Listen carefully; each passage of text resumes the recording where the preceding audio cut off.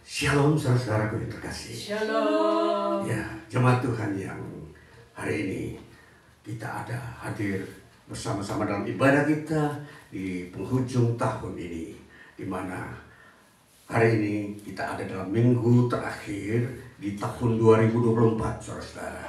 Maka inilah sebuah kesempatan kita bersama-sama menikmati akhir-akhir daripada tahun ini di dalam minggu ibadah kita. Dan tentunya kita akan merasa nyaman dengan situasi ini. Kita akan semakin berbahagia karena kita bisa memasuki penghujung tahun. Bahkan kita akan disuguhi, dihidangkan firman yang hidup, firman yang menyegarkan, firman yang memberikan pengharapan. Baik, kali ini kita akan membaca Alkitab yang terambil dari kitab 1 Korintus pasal yang kedua ayat yang ke-7.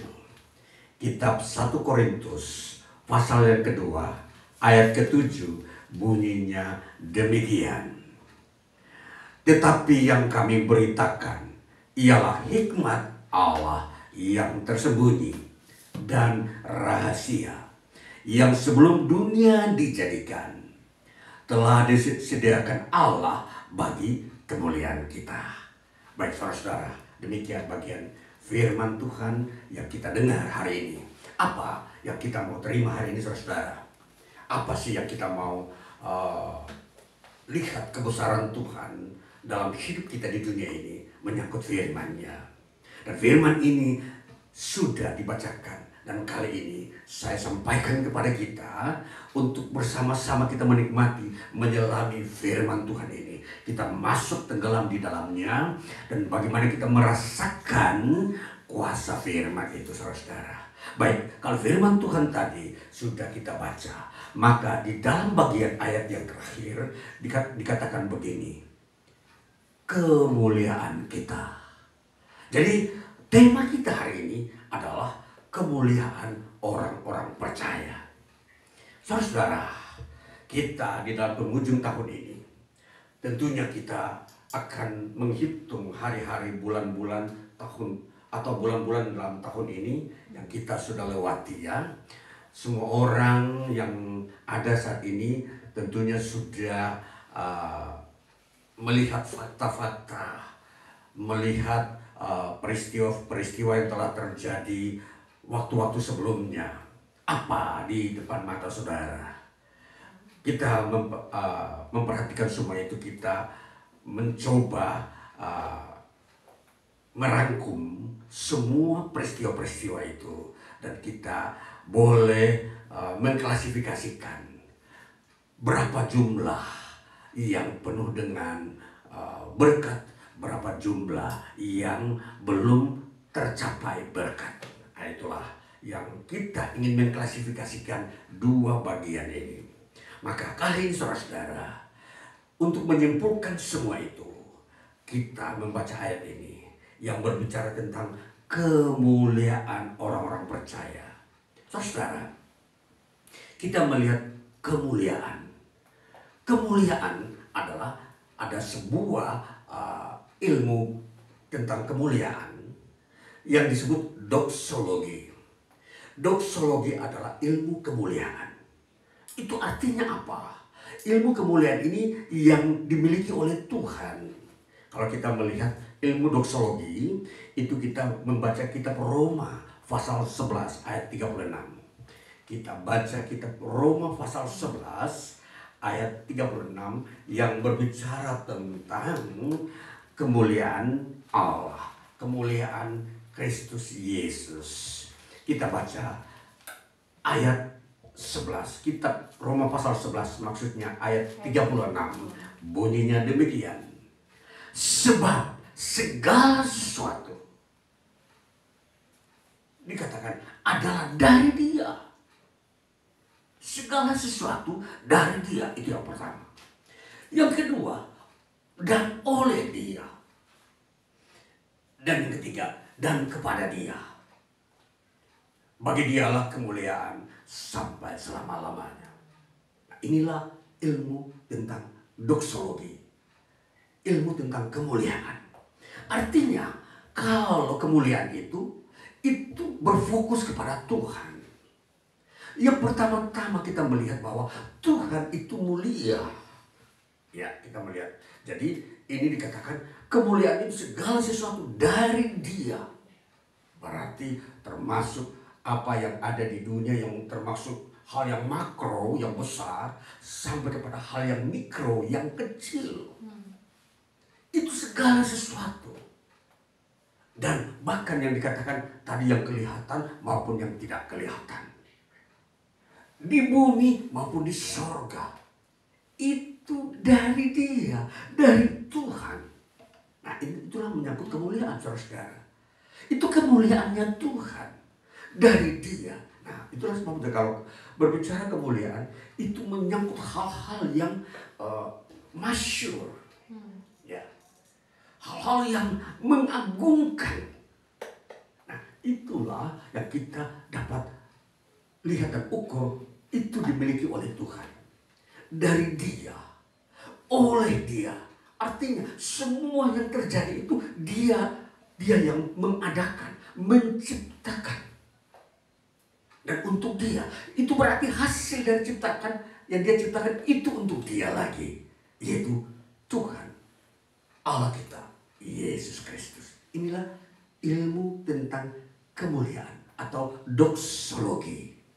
Saudara, kalau kita sudah mengerti bahwa kemuliaan itu ada di dalam Tuhan dan itu miliknya Tuhan, maka kita harus tahu bahwa kita manusia harus mendekat kepada Dia, karena Dialah yang memiliki semua itu. Kalau kita dengan sengaja mau menjauhkan diri dari Dia, maka kita kehilangan kemuliaan, kehilangan semua yang masyhur dan agung itu. Kita tidak akan mendapatkan hal-hal yang mulia itu bila kita menjauhkan diri dari Tuhan. Inilah yang kita mau mempelajari, hubungan kemuliaan Tuhan dengan kemuliaan kita. Baik, jadi tema tadi adalah kemuliaan orang-orang percaya atau kemuliaan kita yang mengasihi Dia. Kita sudah membaca tadi dalam kitab Roma pasal 11 ayat 36 bahwa semua kemuliaan itu ada di tangan Tuhan. Dalam bahasa Latin disebut soli Deo gloria. Kemuliaan hanya bagi Tuhan. Itu doksologinya. Jadi hal-hal yang kita inginkan di dunia ini sebenarnya kita mencari kemuliaan. Kita tidak mungkin manusia di muka bumi ini mencari sebuah hinaan. Jadi kemuliaan dan hinaan itu sebuah pertentangan. Kemuliaan itu sesuatu yang agung dan tinggi, kehinaan itu sesuatu yang buruk dan rendah. Nah, itulah yang kita perhatikan, hal-hal yang begitu antagonis, ya, bertentangan, bahwa kemuliaan itu di tempat maha tinggi, maha suci, dan kehinaan itu di tempat paling rendah. Nah, jadi kita mau melihat bahwa kemuliaan yang Tuhan punyai itu dikatakan akan diberikan kepada kita yang mengasihi Dia. Di dalam kitab 1 Korintus kita sudah baca ayat yang kedua tadi, ayat pasal yang kedua, maksudnya ayat yang ke-7. Dikatakan tadi seperti ini bunyinya, 1 Korintus pasal 2 ayat 7. Tetapi yang kami beritakan ialah hikmat Allah yang tersembunyi. Kita perhatikan, hikmat Allah yang tersembunyi dan rahasia yang sebelum dunia dijadikan telah disediakan Allah bagi kemuliaan kita. Nah, jadi saudara, jadi kalau kemuliaan itu milik Tuhan, maka Tuhan juga akan memberikan kemuliaan yang Dia punyai kepada kita. Maka kita memperhatikan kemuliaan itu tidak akan hilang daripada orang-orang yang mengasihi Tuhan. Jadi kita memperhatikan hukum dan rumusan ini di dalam hidup kita di dunia ini. Kita sudah melihat dengan mata kita fakta-fakta bagaimana kesulitan, krisis yang membuat manusia takut. Seringkali manusia berangan-angan dan berpikir kalau sekiranya krisis dan bahkan bencana itu menimpa dirinya, dia akan merasa seolah hina. Yang ditakutkan manusia adalah hal-hal kehinaan, hal-hal yang membuat dia memang tidak berdaya, saudara-saudara. Itulah sebabnya seringkali manusia mau menghindarkan diri dari kehinaan. Dia melakukan cara-cara yang menurut dia benar, supaya dia terlepas dari kehinaan untuk menuju kepada kemuliaan. Tetapi saudara-saudara perhatikan, kemuliaan itu adalah pemberian Tuhan, bukan usahanya kita. Kalau kita mau berusaha menuju kepada kemuliaan dengan caranya kita sendiri, maka kita tidak akan mendapatkannya, saudara-saudara. Karena kemuliaan itu menyangkut penghormatan, menyangkut harga diri, menyangkut kemasyuran. Jadi di sini kalau kita memperhatikan cita-cita hidup manusia agar dia mau mulia di bumi, maka dia harus tahu bagaimana jalan yang dia harus tempuh. Karena berbicara tentang kemuliaan, kita sudah tahu ilmu doksologi, segala sesuatu itu dari dia dan oleh dia dan untuk dia. Maka kalau kita umat manusia mau ingin mendapatkan satu titik kemuliaan dari Tuhan, mendekatlah kepada Tuhan. Jangan menjauhkan diri, karena disitulah sumber kemuliaan. Sumbernya itu kita harus tahu dari Tuhan. Kalau kita tahu di mana sumber mata air, maka kita akan ke situ untuk mendapatkan air. Nah, demikian halnya kalau sumber kemuliaan itu ada di dalam Tuhan, maka janganlah menjauhkan diri dari Tuhan. Mendekatlah kepada Dia. Nah, inilah sebuah teori kita memasuki tahun yang baru. Tahun yang baru adalah tahun di mana semua orang tidak tahu apa yang akan terjadi di sana. Apakah ada tetap sebuah sumber-sumber hidup di sana? Apakah di tahun depan, tahun 2025 itu masih terbuka jalan-jalan yang membuat engkau bisa mulia dan meneruskan kehidupan-kehidupan di dunia ini? Ini banyak orang tidak bisa mengerti dan tahu. Mungkin banyak orang mempunyai modal yang besar, dia berkata dia akan tenang-tenang saja. Kekayaan saya masih banyak untuk menutupi atau menjalani kehidupan tahun depan. Ini tidak bisa menjamin, saudara-saudara. Kekayaan yang saudara punyai, yang bisa saudara nikmati untuk memenuhi setiap tahun, belum tentu tahun depan itu menjadi jaminan untuk memenuhi hidup saudara. Karena sekali lagi, ilmu kemuliaan adalah bahwa segala sesuatu dari Tuhan. Jadi ini bagi kita, saudara-saudara, bagi saudara-saudara yang sedang terus berjuang mencapai sebuah kesuksesan, inilah teorinya. Mendekatlah kepada Tuhan. Ya, saudara bekerja, berusaha, apapun yang saudara kerjakan, sekecil apapun yang saudara kerjakan, tetap terus kerjakan, saudara-saudara. Tetapi resepnya atau rumusnya adalah saudara harus tetap mendekat kepada Tuhan. Karena Tuhanlah sumber kesuksesan saudara. Saudara sukses karena Tuhan, maka Tuhan akan terus membuka. Jauh lebih daripada itu, kalau saudara sudah sukses tahun ini, tetap terus mendekat kepada Tuhan, supaya kesuksesan saudara tahun depan semakin terbuka. Nah, inilah yang dimaksudkan kita mempelajari tentang kemuliaan. Bahwa kemuliaan kita itu ada juga yang Tuhan telah sediakan. Baik, mari kita melihat bagaimana kemuliaan kita itu yang Tuhan sediakan. Mari kita baca ayat pasal kedua, ayatnya yang ke-9. Kita baca kitab 1 Korintus pasal 2 ayat 9, menyangkut kemuliaan kita. Ya, ayat 9 bunyinya demikian. Tetapi seperti ada tertulis, apa yang tidak pernah dilihat oleh mata. Yang pertama, dan tidak pernah didengar oleh telinga. Itu yang kedua. Yang tidak pernah timbul di dalam hati manusia. Itu yang ketiga. Dikatakan semua yang disediakan Allah untuk mereka yang mengasihi Dia.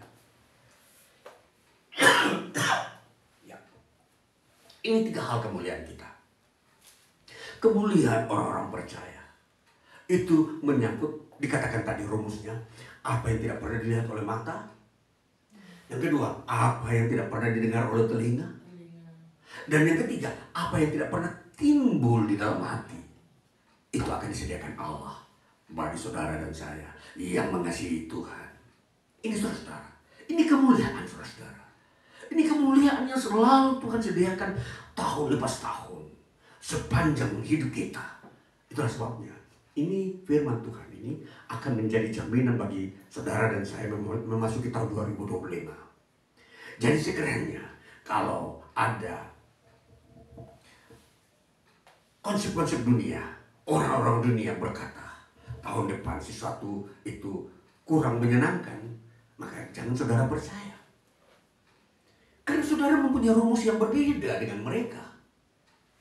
Karena di dalam firman Tuhan berkata,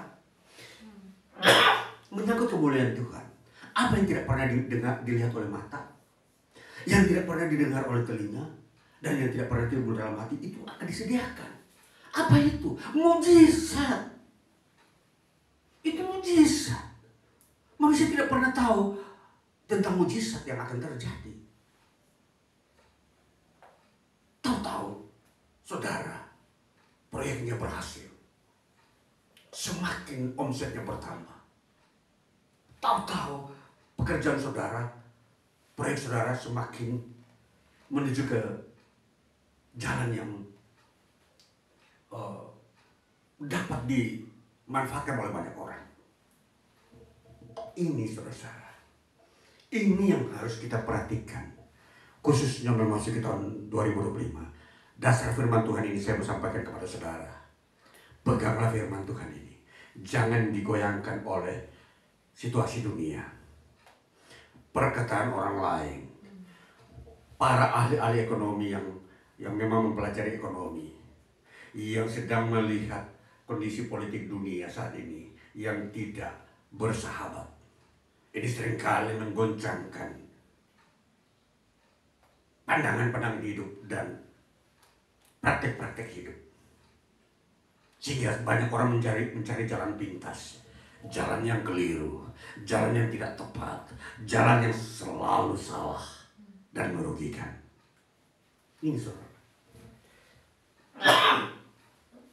Jadi, firman Tuhan mempunyai konsep satu, yaitu dari Tuhan. Apa yang tidak pernah dilihat oleh mata dan tidak pernah didengar oleh telinga, itu selalu terjadi. Jadi mujizat itu selalu terjadi di tengah-tengah kehidupan orang yang percaya kepada Dia, kepada Yesus, orang-orang yang mengasihi Tuhan. Saudara, peganglah ini. Jangan merasa pesimis, jangan merasa putus asa kalau sesuatu itu yang saudara gumuli belum terwujud. Apa perkara saudara? Perkara kecil atau besar? Tetaplah, lihatlah janji Tuhan bahwa orang-orang yang mengasihi Tuhan akan melihat mujizat. Itu yang Tuhan sediakan. Itulah kemuliaan kita. Kalau kita melihat ayat 12, kita melihat ayat 12 dulu. 1 Korintus pasal 2 ayat 12 berbunyi demikian. Kita tidak menerima roh dunia, tetapi roh yang berasal dari Allah, supaya kita tahu apa yang dikaruniakan Allah kepada kita. Supaya kita tahu, saudara-saudara. Jadi kita tidak menerima roh dari dunia ini. Apa itu roh dari dunia? Roh dari dunia ini adalah roh yang selalu menceritakan hal-hal yang atau hal-hal yang tidak menyenangkan, yang menakutkan. Kita tidak menerima itu karena roh dunia ialah suasana atau kondisi-kondisi dunia yang selalu terjadi dan selalu mengintimidasi manusia. Jadi tertekan terus, pesimis terus, tidak ada harapan untuk maju. Melihat kondisi dunia takut maju, mau berbuat itu takut karena mengalami intimidasi. Itu roh dunia. Jadi siapa yang ada di dunia ini yang tidak menerima roh Allah, mereka mengalami intimidasi, ketakutan, dan tidak bisa mau melangkah maju. Karena itu memang roh dunia yang ada di dunia ini kerjanya seperti itu. Selalu menakut-nakuti manusia, agar manusia tidak bisa bertumbuh, agar manusia tidak bisa keluar dari masalah, agar manusia tidak bisa mencapai kemuliaannya. Ini saudara-saudara. Jadi di sini kita memperhatikan hubungan antara kemuliaan kita dengan karunia roh Allah kepada kita. Di situ akan menuntun kita masuk ke dalam kemuliaan yang Tuhan sediakan. Jadi kemuliaan yang Tuhan sediakan itu melalui karya roh Tuhan. Roh Tuhan selalu menghadirkan sukacita. Roh Tuhan selalu menghadirkan pengharapan. Dan roh Tuhan selalu menghadirkan semangat, spirit. Jadi ini saudara, roh Tuhan bukan roh yang lemah. Roh yang selalu memberikan inspirasi agar selalu bertumbuh, berkembang, keluar dari masalah, bisa mengatasi masalah, dan tidak pesimis, selalu optimis, mempunyai pengharapan, pasti berhasil. Ini saudara. Jadi disinilah kemuliaan kita, karena roh Tuhan diberikan kepada kita. Kita dapat memasuki tahun 2025 dengan semangat, dengan penuh percaya. Tuhan memberkati, ada mujizat di tahun 2025. Ini berita akhir tahun yang saya sampaikan, supaya kita masuk dengan sukacita. Tentunya berita ini akan menuntun kita masuk dalam pembaruan. Kalau tahun-tahun 2024 kita ada sebuah cekcokan dengan sesama saudara, itu selesaikan. Itu akan mudah membuat kita lebih lagi sukses. Karena cekcokan ini, perseteruan ini bisa mengurangi kemuliaan kita di tahun 2025. Ini saudara yang saya mau sampaikan, bahwa ini rahasia kehidupan memasuki tahun yang masih rahasia, yang belum dibukakan kepada semua orang. Hanya mereka yang mempunyai prinsip mengasihi Tuhan, mencintai Tuhan, mereka mengerti bahwa selalu konstan. Tuhan mempunyai hukum konstan yang tidak pernah berubah, ialah Dia memberkati. Mujizat selalu terjadi, itu adalah hukum konstan yang tidak pernah berubah. Siapapun tidak bisa merubahnya. Kalau Tuhan sudah menetapkan bagaimana kehidupan seseorang yang mengasihi Dia di dunia, ini dia. Jadi saudara, jadi kalau kita memperhatikan apa yang firman Tuhan ungkapkan kepada kita, maka kita angkat itu, kita pegang firman Tuhan itu, karena Tuhanlah yang menggenapkannya. Tidak seorang pun bisa menggenapkan firman Tuhan, karena itu perkataannya Tuhan. Jadi kalau Tuhan berkata bahwa apa yang tidak pernah dilihat oleh mata, dan yang tidak pernah didengar oleh telinga, dan yang tidak pernah timbul dalam hati, itu akan disediakan bagi kamu yang mengasihi Dia, maka itu akan terjadi. Itulah mujizat. Saudara tidak pernah melihat sesuatu yang saudara miliki, akan saudara miliki, akan bertumbuh bertambah. Bisa saja mungkin saudara saat ini yang belum pernah melihat sesuatu yang saudara miliki, apa saja.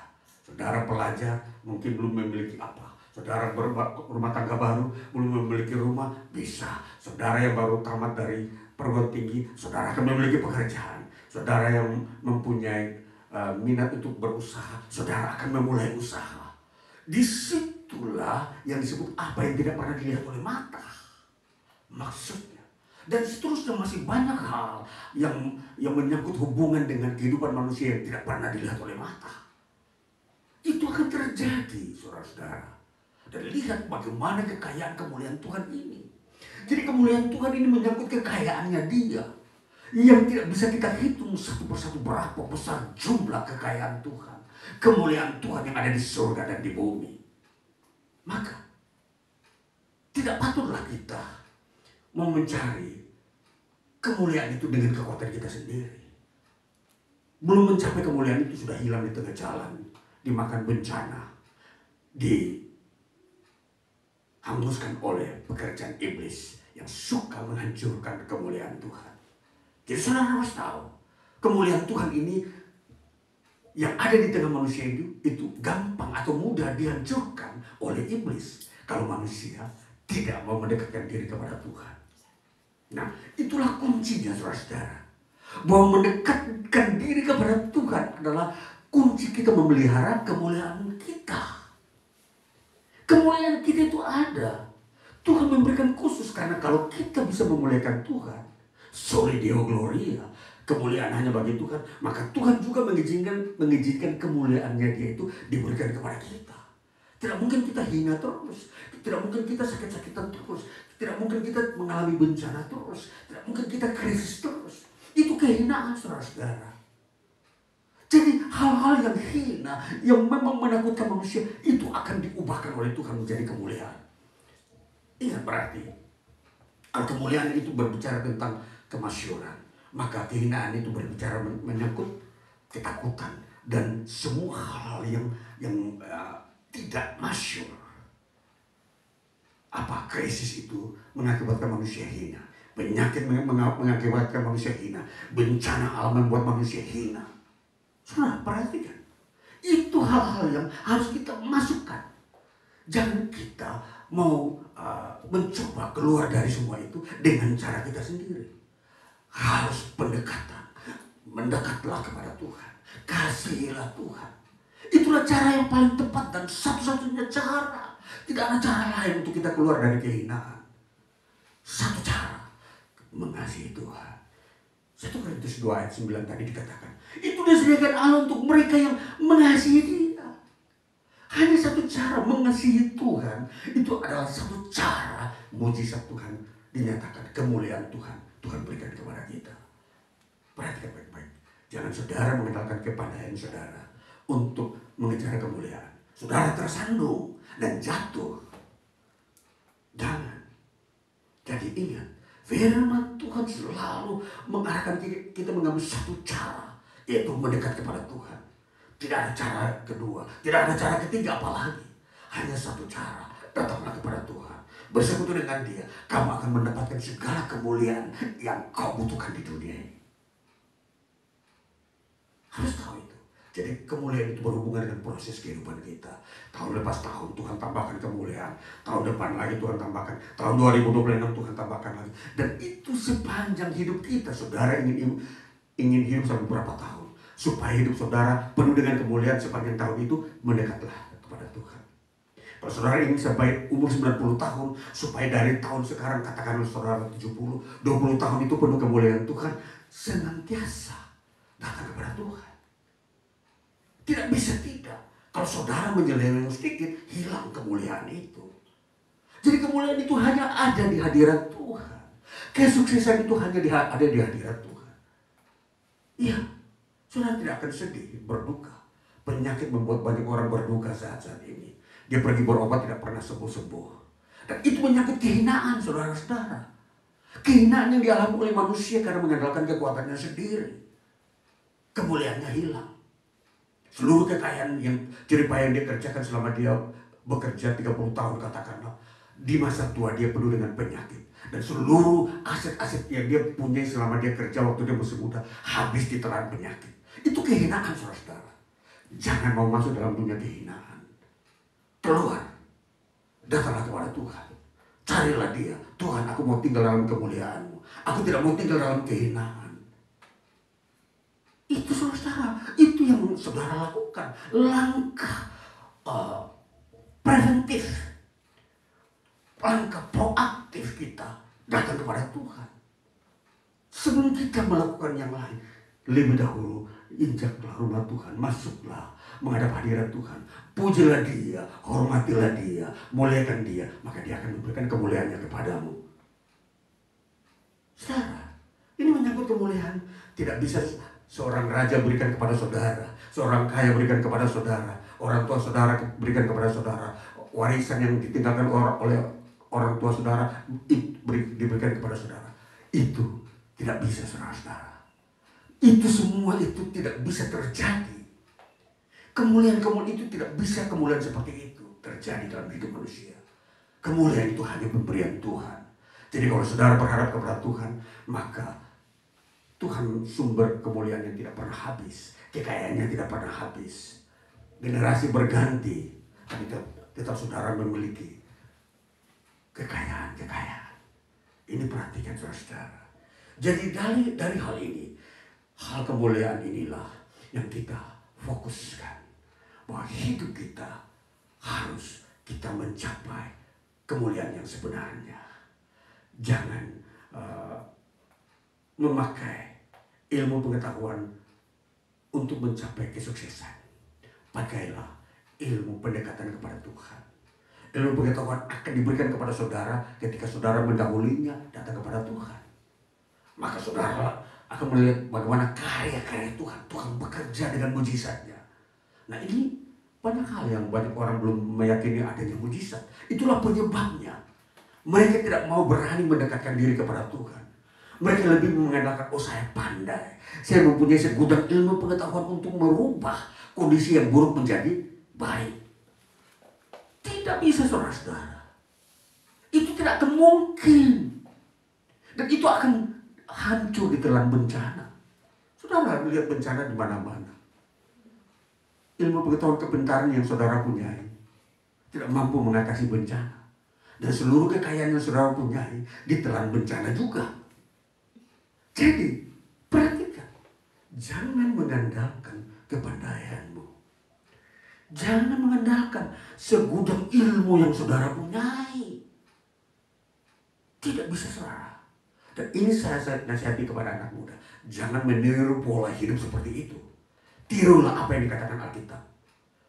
Engkau akan mencapai kemuliaan yang sesungguhnya.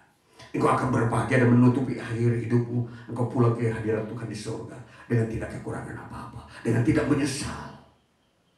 Karena kemuliaan itu, kalau hilang manusia akan menyesal.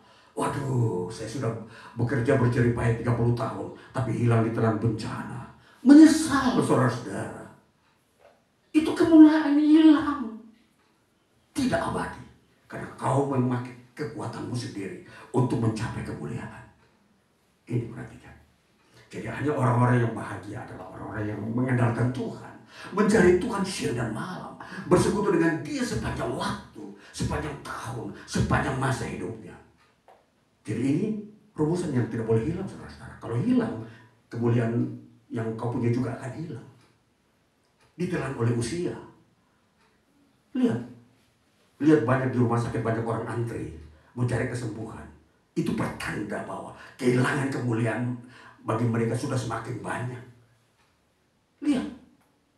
Jadi di sini menyangkut kemuliaan itu, menyangkut bagaimana hidup kita itu sesuai dengan kehendak Tuhan. Kodratnya itu tetap dalam sehat. Tidak boleh diperhamba, diintimidasi oleh kondisi-kondisi yang berat termasuk penyakit. Jadi baik-baik, mari kita pulihkan diri kita. Datanglah tahun depan mulai mengasihi Tuhan. Datanglah, bangunlah dirimu persekutuan dengan Tuhan mulai tahun depan.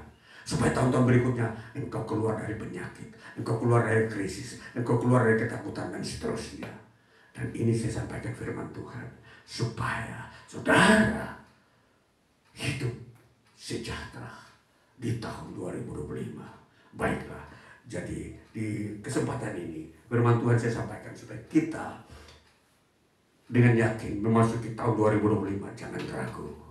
Kita masuk tahun 2025 dengan penuh percaya, berhasil, sukses dalam hidupmu, kerjamu, keluargamu.